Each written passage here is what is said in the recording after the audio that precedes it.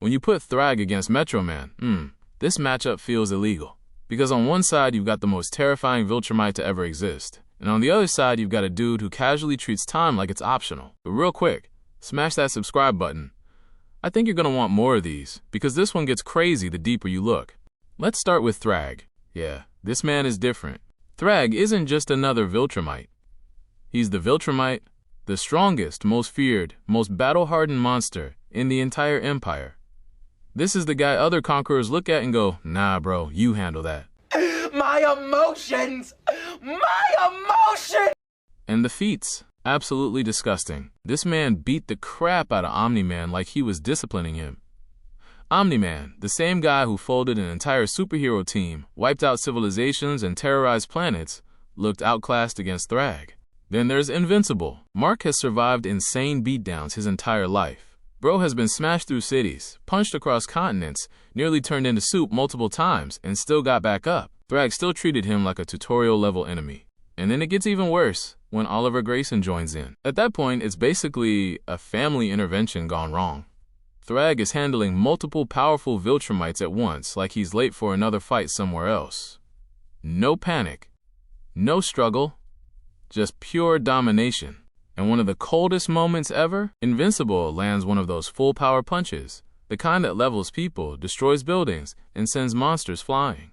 Thragg takes it with his head, no block, no dodge, didn't even flinch. Like imagine punching someone with everything you have and they stare at you, like your Wi-Fi just disconnected mid-fight. Yeah, that level of disrespect. Now Metro Man. Yeah. This is where things stop making sense. At first glance, Metro Man doesn't look terrifying. He's calm, smiling, relaxed, almost goofy. But then you realize this man is so absurdly fast that the entire world basically freezes around him. That scene in Megamind? Yeah, it changes everything. Explosions are frozen. People aren't moving. Time itself looks paused. And Metro Man is casually walking around, thinking about life, exploring hobbies, and basically having a whole emotional journey before anyone else can blink. That's not just speed. That's I exist on another timeline. Energy. And the scary part? He's not even trying. Metro Man literally retired because being a hero became boring. Imagine being so overpowered that saving the world starts feeling like doing homework. That's insane.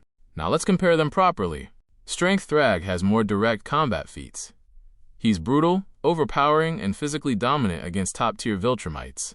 Metro Man's full strength? Honestly unknown. And that's dangerous, because everything he's done looks effortless. We've never seen him struggle, strain, or even get remotely serious.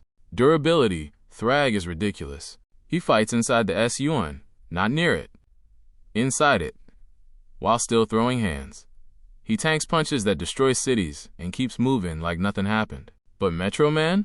We've literally never seen him get hurt, not scratched, not stunned, nothing. That mystery makes him terrifying, because there's no visible limit yet. Speed, yeah, this is where the conversation gets disrespectful. Thragg is insanely fast. Faster than most characters can even perceive. But Metro Man? Bro had enough time during a frozen instant to rethink his entire existence. Thragg fights fast. Metro Man makes fast look stationary. Combat skill and experience. This is where Thragg dominates. Centuries of warfare, conquest, strategy, killing, surviving. This man is a perfected warrior. Metro Man doesn't really rely on skill because, honestly, nobody in his universe could push him enough to need it. So what actually happens? Thragg would absolutely try to overwhelm Metro Man immediately. He's aggressive, ruthless, and smart enough to know you don't drag fights out unnecessarily.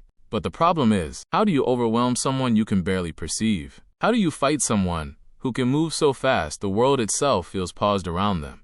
And that's what makes this matchup terrifying. Because Thragg is probably stronger in direct combat experience and brutality. But Metro Man's speed advantage is so absurd that it changes the entire fight. If Metro Man decides to actually take things seriously, even a little, he could dodge everything, reposition instantly, hit Thragg before he can react, or simply avoid the fight forever. So looking at all this, I think Thragg is one of the most dangerous conquerors in fiction. But Metro Man? Metro Man feels like a character whose real limits haven't even been discovered yet. And when someone moves so fast that time itself basically stops around them, yeah, even Thragg starts looking mortal.